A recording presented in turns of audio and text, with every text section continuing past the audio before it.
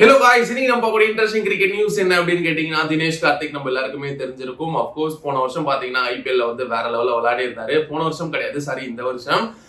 இந்த வருஷத்தோட அவ்வளவுதான் அப்படின்னு சொல்லியிருந்தாரு. நெக்ஸ்ட் இயர்லாம் ஆட போறது கிடையாது தினேஷ் கார்த்திக். அது பாத்தீங்கன்னா ஒரு ரசிகர்களுக்கு ஒரு பெரிய ஒரு ஏமாற்றமா தான் இருக்குது. ஸோ நல்ல ஒரு பினிஷர், நல்ல ஒரு பேட்ஸ்மேன். அது மட்டும் இல்லாம பாத்தீங்கன்னா நம்ம பங்களாதேஷ் கூட பாத்தீங்கன்னா கடைசி பால்ல வந்து 5 ரன் போது ஒரு 6 அடிச்சு நம்ம டீம் வந்து வின் பண்ணி ஃபைனல் நினைக்கிறதும். ஸோ அந்த மாதிரியான ஒரு பினிஷர்லாம் பாத்தீங்கன்னா தினேஷ் கார்த்திக், அவரை பத்தி சொல்லி ஆகணும். முக்கியமா பாத்தீங்கன்னா ஐபிஎல் சீசன்ல கிட்டத்தட்ட அப்ப ரொம்ப வருஷமா வந்து விளையாடிட்டு இருக்காரு. அவருக்கு சிஎஸ்கேல சான்ஸ் கிடைச்சதா அப்படின்னு கேட்டீங்கன்னா கிடைக்கல. அவருக்குமே பாத்தீங்கன்னா ஒரு பெரிய மன வருத்தமா இருந்தது. நம்ம சிஎஸ்கேல ஒரு வாட்டியாவது ஆட மாட்டோமா டோனி தலைமையில?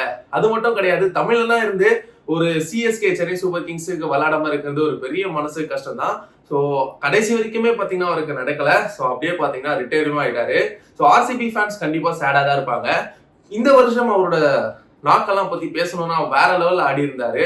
ஒவ்வொரு இன்னிங்ஸுமே பாத்தீங்கன்னா அவரோட பினிஷிங் லெவல் பாத்தீங்கன்னா ரொம்பவே ஹை லெவல்ல தான் இருந்தது. ஏன் மேட்ச் விளையாடாத போது பாத்தீங்கன்னா தினேஷ் கார்த்திக் பாத்தீங்கன்னா சூப்பரா ஆடி இருந்தாரு. சோ அவர் வந்து ரிட்டையர் ஆனது பாத்தீங்கன்னா அப்கோர்ஸ் ஆர்சிபி ஃபேன்ஸுக்கு ஒரு பெரிய டிசப்பாயின்மெண்ட் மூமெண்டா தான் இருக்கும். சோ அதெல்லாம் ஒரு பக்கம் இருக்கட்டும். முக்கியமான ஒரு விஷயம் என்ன அப்படின்னு கேட்டீங்கன்னா, தினேஷ் கார்த்திக் பாத்தீங்கன்னா பேட்டிங் கோச் பிளஸ் பாத்தீங்கன்னா மென்டாரா வந்து நெக்ஸ்ட் இயர், அதாவது ஆர்சிபி டீமுக்கு பாத்தீங்கன்னா பணியாற்ற போறாரு. அந்த நியூஸ் பாத்தீங்கன்னா வந்து அப்கோர்ஸ் பாத்தீங்கன்னா ராயல் சேலஞ்சர்ஸ் பெங்களூர் பாத்தீங்கன்னா அபிஷியலாவே வந்து விட்டுட்டாங்க ட்விட்டர்ல. இந்த விஷயம் பாத்தீங்கன்னா ரொம்பவே வைரலா போயிட்டு இருக்கு. தினேஷ் கார்த்திக்மே பேசியிருந்தாரு. அவர் என்ன பேசியிருக்காரு அப்படின்னு சொல்லிட்டு நீங்க வீடியோல பாருங்க.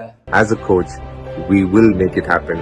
RCB lifting the trophy is going to happen very, very soon. Of course பாத்திருப்பீங்க, வேற லெவல்ல இருந்தது. தினேஷ் கார்த்திக் மீண்டும் பாத்தீங்கன்னா ஆர்சிபிக்கு வராரு. பேட்டிங் கோச்சா வராரு, மென்டாரா வராரு. அவர் ஒரு வார்த்தை சொல்லியிருக்காரு, கண்டிப்பா வந்து ஆர்சிபி வந்து கப்பு வந்து வின் பண்ணும் அப்படின்ற மாதிரி சொல்லியிருக்காரு.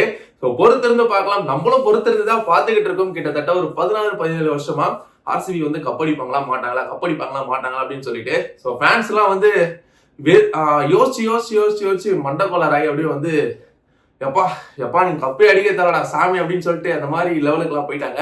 அப்கோர்ஸ் உள்ளுக்குள்ள இருக்கும் ஆர்சிபி ஒரு வாட்டியாவது கப்படிக்கணும் அப்படின்னு சொல்லிட்டு. கண்டிப்பா வந்து ஆர்சிபி வந்து கப்படிக்கும்னு சொல்லிட்டு நான் நம்புறேன்.